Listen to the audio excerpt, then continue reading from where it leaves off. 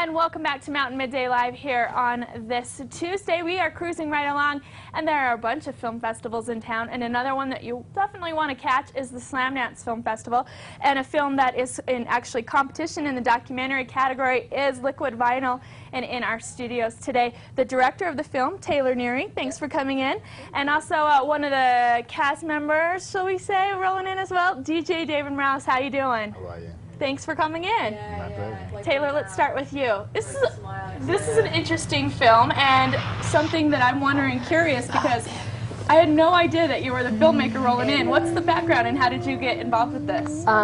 This came about through a narrative I had written called Elixir, and the production company that optioned the narrative suggested that I direct a documentary, and then my partner and I, George Reisner, took that over, and we sort of turned it into a very elaborate, in-depth film about DJ culture and dance music, and we went after like just the biggest stars in dance music, such as David Morales, Little Louis Vega, Carl Cox, and we just wanted to tell the entire story as we saw it regarding DJ culture and dance music. Because it is kind of there's an underground that a lot of people might not know about with this type of culture. And is that kind of originally what drew you to it, was to get that story out there and let people out there know more about it? I think just the way that the culture has evolved, especially DJ culture, the fact that where it began in just a small a room where DJs were basically paid like bartenders, like David talks about, and then it's grown into such a multi-million-dollar business where these guys are can make up over $1 million a year, and they're drawing audiences, in the thousands and the hundreds of thousands. At Love Parade, 2 million, and it's huge. And a lot of we're discussing it, we're educating people about it, what a DJ does, the DJ, producer, remixer, everything, just the entire culture. So how'd you come across David? David's been around forever. David and his company Def Mix was amazing to us, and even David being here is actually as wonderful as getting into the film festival, because without his his support, I mean, it gives our film just more reputation, and we were just so thrilled. So I've known of David forever. David, what were your thoughts when Taylor came to you? Were you immediately on board with this project? I didn't even remember the project, to tell you the truth. I mean, this is my first time in Utah. This is first time at the Slamdance Festival. Like I said, it's my first time in Utah, period.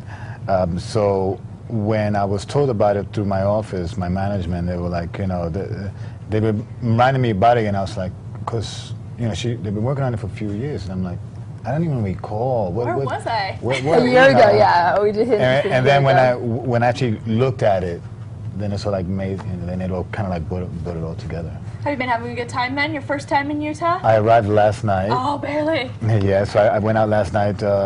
Some other peers of mine were here, Deep Dish and DJ Scribble, and they were playing somewhere, so I went to hang out with them for a while, and was staying up by the canyon and up on the mountain summit, and it's beautiful, and it's, I'm just here just going along with what's going on. Yeah, it's like we've kidnapped him and taken him into this other world. What am I doing here? Where am I? Like when I landed at the airport, I'm like, like what am I doing here? It's like, We have some clips, and I'd love to go ahead and take a look at them in the back if we're all geared up to go ahead and take a look at one of them. Let's go ahead and take a look at Liquid Vinyl.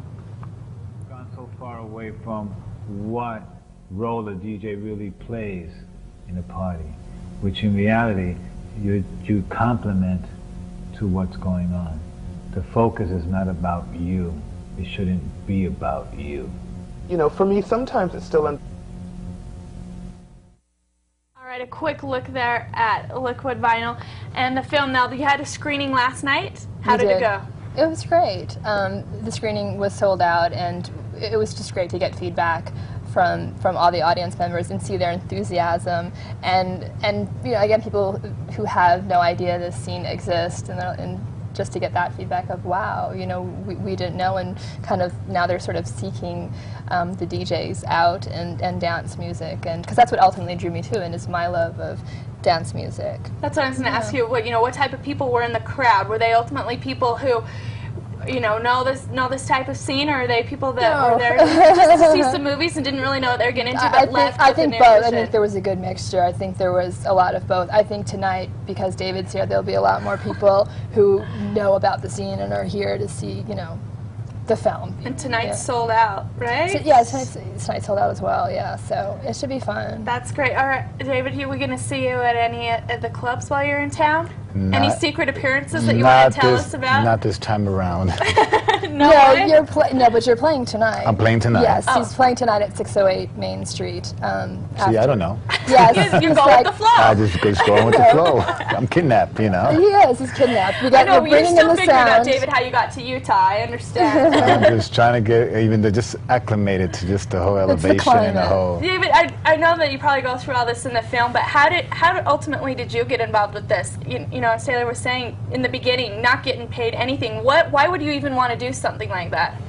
What, DJ, you mean? Yeah. Well, you know what? I started. I've been playing music for 30 years. You know, it started as a hobby, and I've done them all. I've done the weddings, the Sweet 16s. I did parties for Don King, after the boxing matches, so, where I grew up in this business where it wasn't about the DJ at all. There was no real culture. There was a musical culture, there was a disco culture, but the DJ wasn't important. He just was hidden somewhere in the back room somewhere or in a corner.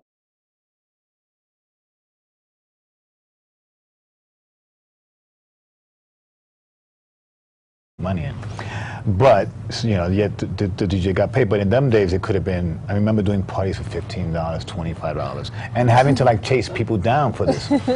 So coming full circle now, where it's at now, whereas I make a living from it now. I make a hell of a living from it. I mean, you can support yourself, you can buy a house, you can live well, and travel all around the world. It's first class. It's incredible. For me, it's incredible just flying around to different cultures, different countries. And there's one universal language, and it's music, which is, I think, the most beautiful thing out of all of it.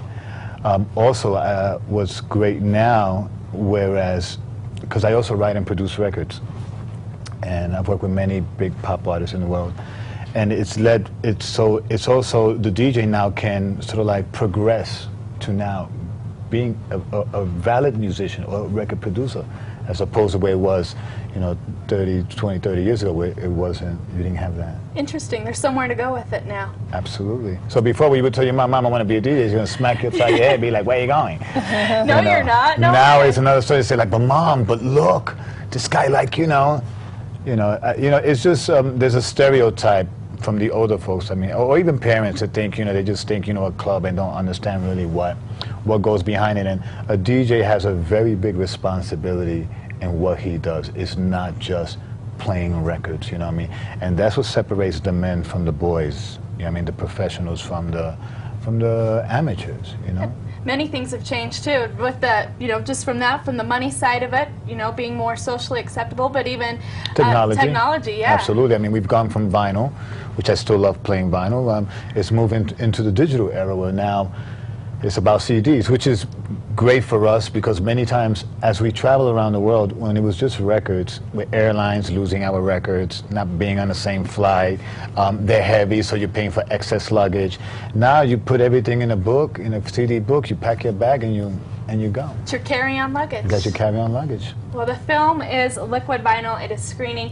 It's in competition at the Slamdance Film Festival, and tonight sold out. But you can still try to see it Thursday at 10 a.m. There's still tickets available for that right here in Park City at the Treasure Mountain Inn, and also Friday afternoon, 3:30, not evening, 608. Maine. Thanks for coming in. Thank you. Thanks both of you. Have a good time tonight. And if you do any secret spinning while you're in town, you better call us. I will. Secret you are.